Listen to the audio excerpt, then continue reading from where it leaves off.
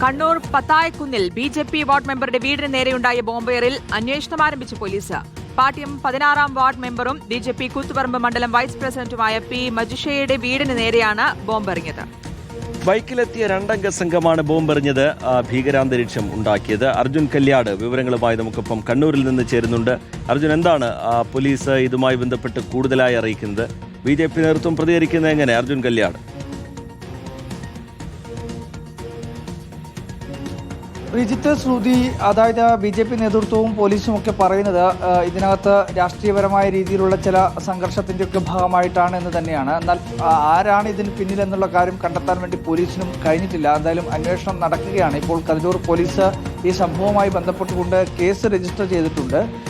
ഇതുമായി ബന്ധപ്പെട്ടുകൊണ്ട് അന്വേഷണം നടക്കുന്നു. രണ്ടംഗ സംഘമാണ് ബൈക്കിലെത്തി ഇങ്ങനെയൊരു സ്ഫോടക വസ്തു അവിടത്തേക്ക് എറിഞ്ഞത്, വീട്ടിലേക്ക് എറിഞ്ഞത് എന്നുള്ളതാണ് ഇപ്പോൾ പോലീസ് കണ്ടെത്തിയിട്ടുള്ളത്.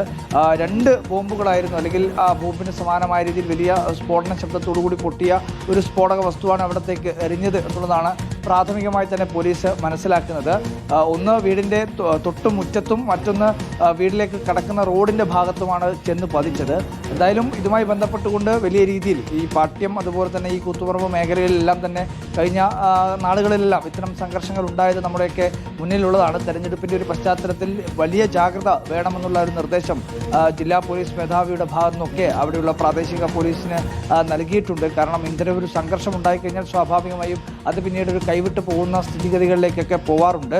അതുകൊണ്ട് തന്നെ വലിയ രീതിയിലുള്ള ജാഗ്രത വേണം എന്നുള്ളൊരു നിർദ്ദേശം ഇപ്പോൾ പോലീസിൻ്റെ ഭാഗത്തു നിന്നും ഉണ്ടായിട്ടുണ്ട്. ഇതുമായി ബന്ധപ്പെട്ടുകൊണ്ടുള്ള അന്വേഷണം നടക്കുകയാണ്. വളരെ പെട്ടെന്ന് തന്നെ ഈ പ്രതികളിലേക്ക്, ഈ ബോംബെറിയാൻ എത്തിയിട്ടുള്ള 2 ബൈക്കിലെത്തിയ സംഘത്തിലെ അംഗങ്ങളെ പറ്റിയിട്ടുള്ള അന്വേഷണത്തിലേക്കൊക്കെ കടക്കുന്നു എന്നുള്ളതാണ് മനസ്സിലാക്കുന്നത്. ഇതുമായി ബന്ധപ്പെട്ടുകൊണ്ട് ഉടനടി തന്നെ ഈ പ്രതികളെ കസ്റ്റഡിയിലെടുക്കാനോ അറസ്റ്റ് ചെയ്യാനോ കഴിയുമെന്നുള്ള പ്രതീക്ഷ കൂടി പോലീസ് പങ്കുവെക്കുന്നുണ്ട്. എന്തായാലും വലിയൊരു ജാഗ്രത ആ പ്രദേശത്താകെ തന്നെ പോലീസിൻ്റെ നേതൃത്വത്തിൽ ഇപ്പോൾ അങ്ങനെ ജാഗ്രത പാലിക്കണമെന്നുള്ളൊരു നിർദ്ദേശത്തിലേക്ക് കാര്യങ്ങൾ എത്തിയിട്ടുണ്ട്. എന്തായാലും പ്രതികളെ ഉടൻ അറസ്റ്റ് ചെയ്യാൻ വേണ്ടി കഴിയുമെന്നുള്ള പ്രതീക്ഷ തന്നെയാണ് പോലീസ് പങ്കുവെക്കുന്നത്. ഏതെങ്കിലും ഒരു രാഷ്ട്രീയ പ്രസ്ഥാനമാണ് എന്നുള്ള ഒരു കുറ്റപ്പെടുത്തലിലേക്ക് ബി.ജെ.പി. പോയിട്ടില്ല. പക്ഷേ എന്തായാലും CPM-ന്റെ ഒരു ശക്തി കേന്ദ്രമാണ് ഈ പാട്യം, അതുപോലെ തന്നെ പത്തായക്കുന്ന് മേഖലയിലെല്ലാം തന്നെ.